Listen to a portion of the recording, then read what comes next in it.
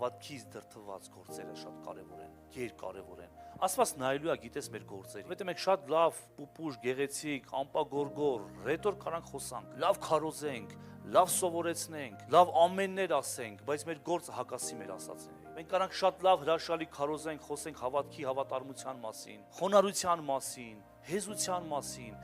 սիրո մասին, այնպես լավ կարանք քարոզենք։ Բայց երբ որ արդեն ժամանակը գա սիրելու, հերանանք կամ ուրանանք, երբ որ ժամանակը գա հավատարիմ գտնվելու, թերանանք կամ ուրանանք, երբ որ ժամանակը գա մեր հավատարմությունը ցույց տալու, գործ ցույց չտանք այստեղ։ Համար յուրաքանչյուրը դատվելու է ըստ իր գործերի։ Դատաստանի օր ամեն բանի հայտ է գալու։ Մեր մտքերը, գիտեք, այն ինչը որ